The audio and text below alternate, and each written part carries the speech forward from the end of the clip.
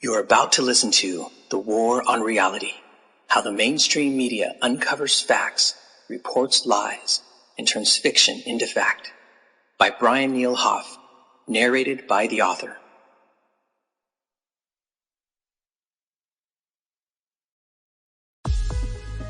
Chapter 1.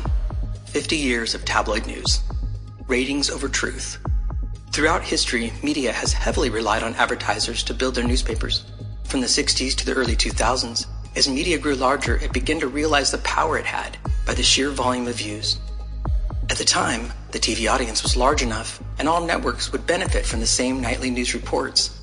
The reality is that the news, a term we have coined for seeing what's happening in the world, ultimately became a drug for the lonely and a nightly cult ritual for a desperate audience.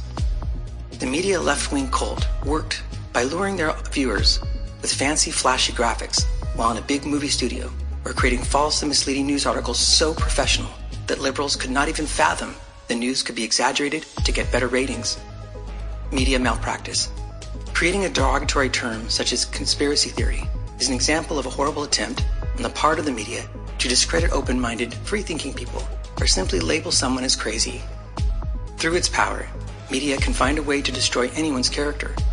Likewise, if they attack Democrats and their policies in any way by flooding the news feeds with false and misleading articles to confuse the larger public into thinking everything is fine when gas, food, and essential products prices consistently go up and inflation becomes a norm for Democrat presidencies.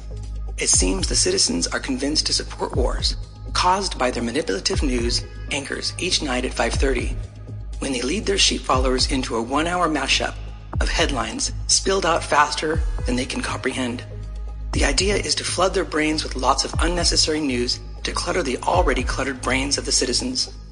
News anchors are taught how to lure their audience by dramatically accentuating phrases like brutally murdered or violently raped to scare and drive their audience into a frenzy of fear. Anchors raise their voices on doom and gloom words that catch a person at home on their TV. We may not realize this, but media malpractice has a price that we are all going to pay. In the worst case scenario, disinformation from our media and government could lead to a war in America.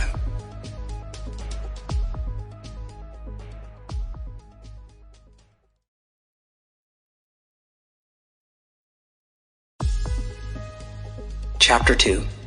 Citizen journalism, yellow journalism, and social media. There has been a rise in the citizen journalist, reporting events happening live on the streets worldwide. What we have been watching for 50 years since the invention of the TV is propaganda. But after so many years, it's hard for people to imagine that the news... Sample complete. Ready to continue?